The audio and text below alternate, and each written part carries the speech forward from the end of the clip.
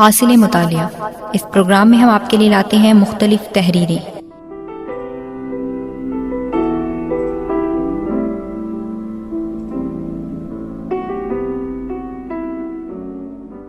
آج کی تحریر کا عنوان ہے اہل الرائے اخبار نویس۔ اس تحریر کا انتخاب ہم نے ہفتہ روزہ فرائیڈے اسپیشل کراچی سے کیا ہے۔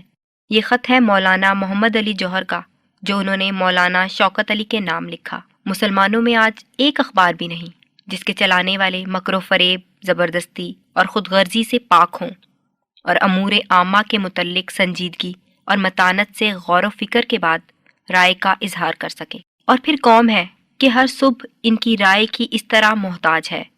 یہی وجہ ہے کہ میں 2 سال سے اس کا ارادہ کر رہا تھا کہ بہتر ہے کہ 2-3 سال اس قوم کو اس کے حال پر چھوڑ دیا جائے۔ اس کا جو فرد خود اس ضرورت کو محسوس کرے کہ ہم سے رائے مانگے تو اسے اظہار رائے سے کبھی محروم نہ کیا جائے، مگر خام خواہ ہر وقت اظہار رائے سے اعتراض کیا جائے اور آئندہ کنواں پیاسے کے پاس دوڑا دوڑا نہ پھرے۔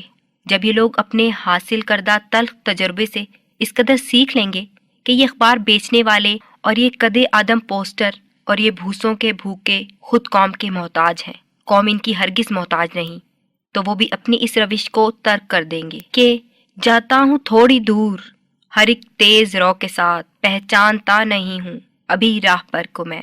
اخبار نویسوں میں آج ایک بھی اہل الرائے نہیں، اگر کچھ ہیں تو اہل قلم ہیں، جو قلم چلانے کو اپنی روٹی کمانا ایک حد تک جانتے ہیں۔ لہٰذا جو کوئی اہل الرائے اس میدان میں آتا ہے، اس کا وہی حشر ہوتا ہے جو ہمیشہ اندھوں میں ایک آنکھ والے کا ہوتا ہے۔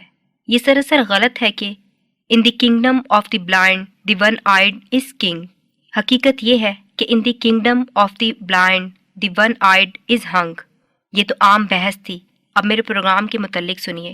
میں حمیدہ کی علالت اور اپنے افلاس کے بارے میں مجبور تھا کہ برما نہ جاؤں، مگر آپ کے اصرار سے اور اس امید پر کہ میرے گھر کے مصارف کے لیے آپ روپیہ بھجوا سکیں گے، میں برما گیا۔ وہاں جو کچھ ہوا اسے میں اپنے خط میں تفصیل سے تحریر کر چکا ہوں، اور اگر آپ نے عرفان صاحب سے پوچھا ہوگا تو انہوں نے بھی ساری کیفیت بیان کر دی ہوگی۔ جب گھر کے مصارف کے لیے امجدی کو کچھ بھی نہ مل سکا اور یہاں ماجد روزانہ مصارف کے لیے تنگ ہونے لگا، اور حمیدہ کی علالت نے دوا دارو کے اخراجات بھی بڑھا دیے، اور 25 راجپور روڈ پر ڈاکٹر شراف کی کوٹھی اسے کرائے پر لینا پڑی، اور اس طرح ایک کی جگہ 2 گھروں کا خرچ درکار تھا۔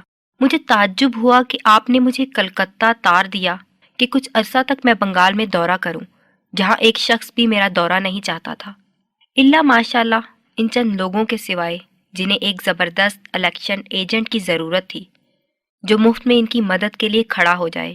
یہی وہ قوم ہے جو آج ہماری محتاج ہے، باقی سب مستغنی ہے۔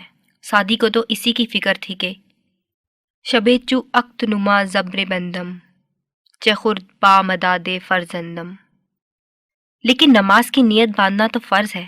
ان حکومت پرستوں اور خود غرضوں کا الیکشن ایجنٹ بننا کس نے ہمارے لیے فرض مقرر کیا ہے؟ سر عبد الرحیم صاحب اور فضل الحق صاحب کے مینیفیسٹو میں اپنی جتھا بندی کے سارے جتن کیے گئے، مگر مسلمانوں کے حقوق کے تحفظ اور نہروانی غضب سے بچنے کے بارے میں ایک حرف بھی نہ تھا۔ ان حضرات کا اعلی کار بننا ہمارے لیے کب فرض ہے کہ بال بچوں کو بھوکا چھوڑ کر ہم ان کے مفت کے ایجنٹ بنتے پھریں؟